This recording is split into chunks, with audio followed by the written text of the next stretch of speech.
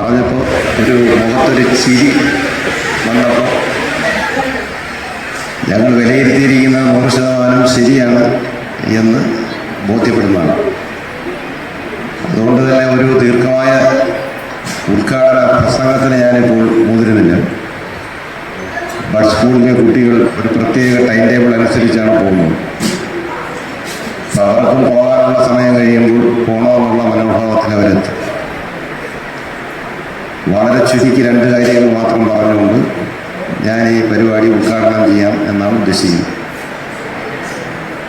അതിലൊന്ന്, എനിക്ക് വളരെ പ്രധാനപ്പെട്ട മറ്റ് ചില ജോലികൾ ബ്ലോക്ക് പഞ്ചായത്ത് ഓഫീസിലുണ്ടായിരുന്നു.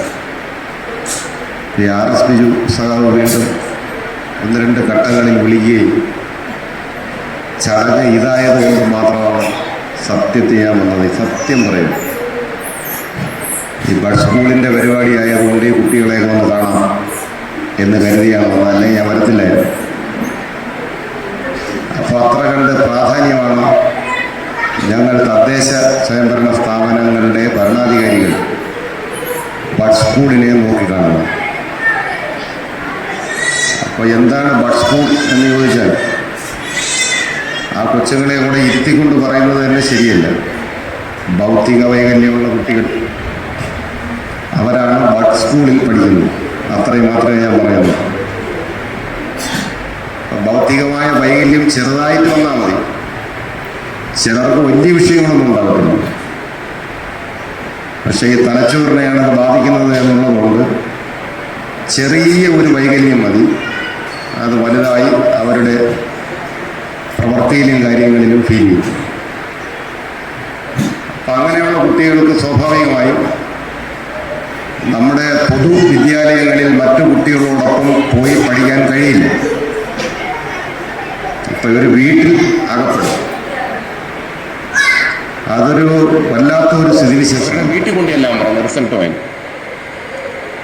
അപ്പോൾ ഇങ്ങനെ ക്രോമസോം ടെസ്റ്റ് നടത്തി റിസൾട്ടും കൊണ്ട് ചെല്ലാൻ പറഞ്ഞിരിക്കുന്നു എന്ന് പറഞ്ഞിട്ട് ഈ കൂട്ടുകാരൻ എന്നെ വിളിച്ചു. അവനാകെ പ്രയാസമായി. അങ്ങനെ ഞാൻ കൂടെ പോയിട്ട് ഈ പ്രസവിച്ചതിൻ്റെ 3ൻ്റെ അന്നാണ് ഈ കൈക്കുഞ്ഞുങ്ങളുമായിട്ട് ഹോസ്പിറ്റലിൽ ചെന്ന് ഡോക്ടർ ടെസ്റ്റും ഈ കുട്ടിയൊക്കെ പരിശോധിച്ചിട്ട് അവർ പറഞ്ഞു, ഒരു കുട്ടിക്ക് പ്രശ്നമുണ്ട്, ബുദ്ധി വൈകല്യമുണ്ട്. അപ്പോൾ ഞങ്ങൾ അന്തം വിട്ടുപോയി. എൻ്റെ അടുത്തൊരു സുഹൃത്താണ്, നമുക്കങ്ങനെ ചിന്തിക്കാനേ കഴിയില്ല. അപ്പോൾ അങ്ങനെ ഒരു കാര്യമെല്ലാം വിശദീകരിച്ചപ്പോൾ ഞാൻ അവരോട് ചോദിച്ചു, മാഡം ഒരു സംശയം ചോദിക്കുകയാണ്. ഈ 3 ദിവസം പ്രായമുള്ള കുട്ടിയെ ഇങ്ങനെ കണ്ടപ്പോൾ നമുക്ക് എങ്ങനെയാണത് ബാഹ്യമായി തോന്നി? നമുക്ക് നോക്കിയ ഒരു വ്യത്യാസമല്ലേ 2 കുട്ടികൾ. അതിങ്ങനെ ഒരു സംശയം വരാൻ കാരണം എന്താണ്? ഈ ഒരു കുട്ടിക്കൊരു കുഴപ്പമുണ്ടെന്ന് എങ്ങനെയാണത് സംശയം തോന്നിയത് എന്ന് ചോദിച്ചപ്പോൾ അവർ പറഞ്ഞത് അതൊരു ഇൻ്റലിജൻറ്റ് ക്വസ്റ്റ്യനാണ് എന്ന് പറഞ്ഞിട്ട് അവർ പറഞ്ഞു, നിങ്ങൾക്ക് വേറെ വിഷമം തോന്നരുത്. അപ്പം ഇത്തരത്തിലുള്ള കുട്ടികളുടെ കൈകാലുകളിലെ വിരലുകൾ, ഇപ്പം നമ്മുടെ കൈയുടെ വിരല് ഈ 5 വിരലുകളും വ്യത്യസ്ത അളവാണ്, നീളത്തിൽ വ്യത്യാസമാണ്. അപ്പം ഇത്തരം കുട്ടികളുടെ വിരലുകളെല്ലാം ഒരേ നീളമായി. വിരലുകൾ ഇങ്ങനെ ചേരത്തില്ല, ഈ വിരലുകൾ തമ്മിലുള്ള അകലം. ഇതാണ് ഈ തീരെ പൊടിക്കുഞ്ഞായിരിക്കുമ്പോഴുള്ള ലക്ഷണമെന്നാണ് ആ ഡോക്ടർ പറഞ്ഞത്. അന്ന് അവർ പറഞ്ഞത് എൻ്റെ മനസ്സിൽ ഇപ്പോഴും കിടക്കുകയാണ്. 30 വർഷമല്ല, 10-35 വർഷമാണ്. അപ്പം ഞാൻ അവസാനിപ്പിക്കും. അപ്പം ഇതൊക്കെ സ്വാഭാവികമായി സംഭവിക്കുന്നതാണ്.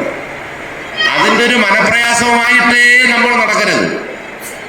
കാരണം നിങ്ങൾക്ക് പ്രയാസം വരേണ്ട കാര്യമില്ല. ഒരു സമൂഹമാകെ ഇത് ഉൾക്കൊള്ളുകയാണ്, ഏറ്റെടുത്തിരിക്കുകയാണ്. ഒരു ഗവൺമെൻറ് സംവിധാനം ഏറ്റെടുത്തിരിക്കുകയാണ്. ഇങ്ങനെയുള്ള കുടുംബങ്ങളിലെ വേവലാതികളും പ്രയാസങ്ങളും മനസ്സിലാക്കി ഒരു തദ്ദേശ സ്വയംഭരണ സ്ഥാപനം അതിനാവശ്യമായ ഫണ്ട് വകയിരുത്തി ഈ കാര്യങ്ങൾ ഫലപ്രദമായിട്ട് മുന്നോട്ട് കൊണ്ടുപോകുന്നുണ്ട്. ഉദ്യോഗസ്ഥരുടെ പിന്നിൽ ഒരു സമൂഹം എന്ന ആത്മബലത്തോടെ നമുക്ക് പോകാൻ കഴിയണം. നമ്മുടെ കുട്ടികൾ നല്ല നിലയിൽ ഇവിടെ കലാപരിപാടികൾ പെർഫോം ചെയ്തിരിക്കുന്നുവെന്നാണ് RS ബിജു എന്നോട് പറഞ്ഞത്. അത് 1-2 വീഡിയോ സേവ് ചെയ്തിട്ടുണ്ട്, എനിക്ക് അയച്ചു തരാമെന്ന് പറഞ്ഞിട്ടുണ്ട്. ഞാനത് കാണും. അപ്പോൾ ഇനി ഞാൻ ചുരുക്കിയേ പറയൂ എന്ന് പറഞ്ഞിട്ട് ഇനിയും നീട്ടിക്കൊണ്ടിരിക്കുന്നത് നിങ്ങൾക്ക് പ്രയാസം ഉണ്ടാകും എന്നുള്ളത് കൊണ്ട് തന്നെ എല്ലാവർക്കും അഭിവാദ്യങ്ങൾ അർപ്പിച്ചുകൊണ്ട് ഈ സ്കൂളിൻ്റെ വാർഷികാഘോഷ പരിപാടികളുടെ ഭാഗമായിട്ടുള്ള ഈ സമാപന സമ്മേളനം നിങ്ങളുടെ എല്ലാവരുടെയും അനുവാദത്തോടെ ഞാൻ ഔപചാരികമായി ഉദ്ഘാടനം ചെയ്തതായി അറിയിക്കുന്നു. അഭിവാദനം.